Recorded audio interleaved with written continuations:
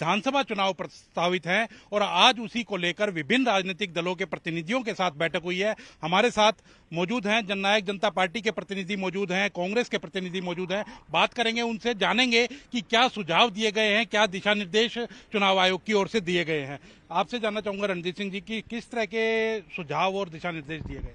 हमारे से सुझाव मांगे थे उन्होंने कि भी पॉलिटिकल पार्टी में इलेक्शन आ रहे हैं तो सुझाव अपने जो भी कोई हो हमें बताया जाए।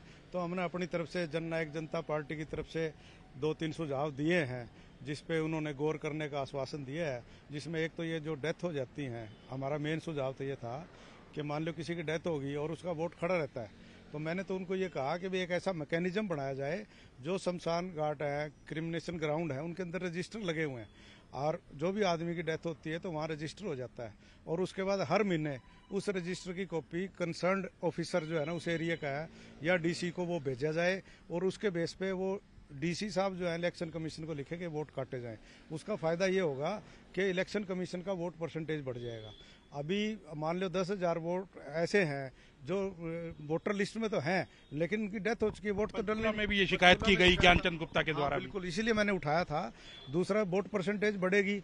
तीसरा, कल को लिटिगेशन नहीं होगी कि कोई कहते जो मरे हो गए वोट डलवा के, वो झगड़ा भी खत्म हो गया। तो मैकेनिज्म के लिए उन्होंने आश्वासन दिया है और उन्होंने हरियाणा चीफ इलेक्टोरल ऑफिसर को डायरेक्शन भी दिया है कि ये मैकेनिज्म बनाया जाए और हर महीने उस रजिस्टर की कॉपी लेकर के उनको डिलीट किया जाए, क्योंकि फैमिली का आदमी कभी नहीं जाता इलेक्शन में वोट कटवाने के लिए।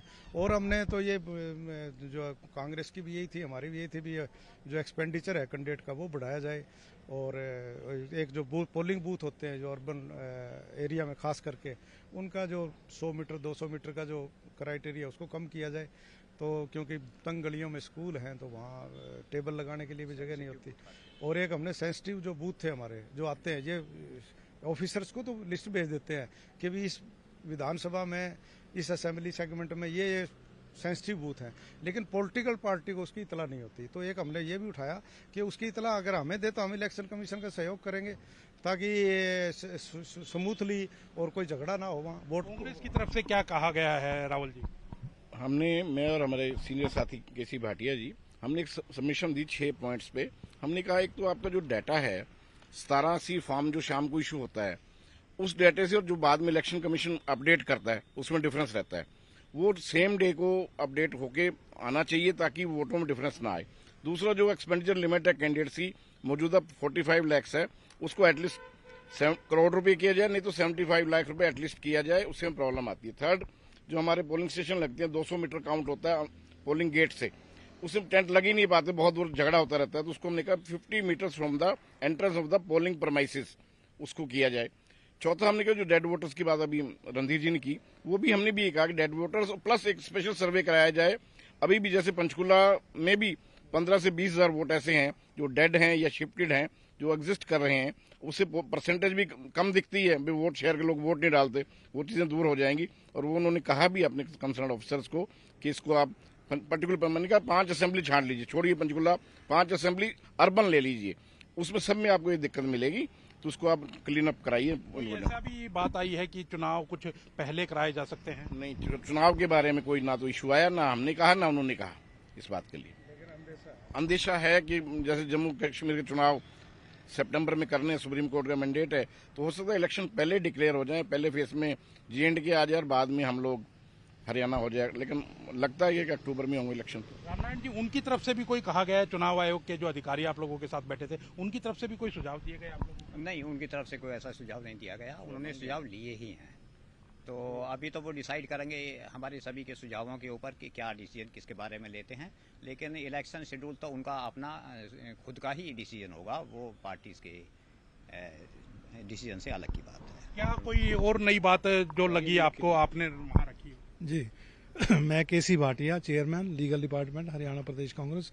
आज हम मीटिंग में शामिल हुए, इलेक्शन कमीशन ऑफ इंडिया आए हुए थे, तो जिसमें हमने कई मुद्दे उठाए, जिसमें एक मैंने ये कहा कि जब हम कोई कंप्लेंट देते हैं सीईओ के ऑफिस में या रिटर्निंग ऑफिसर हमारे कॉन्स्टिट्यूएंसी में कोई कंप्लेंट देते हैं, उसका हमें कोई पता नहीं लगता। हमारे कंप्लेनेंट्स पूछते रहते हैं कि हमारी कंप्लेंट का क्या हुआ, तो हमें इनके ऑफिस से पता करना पड़ता है।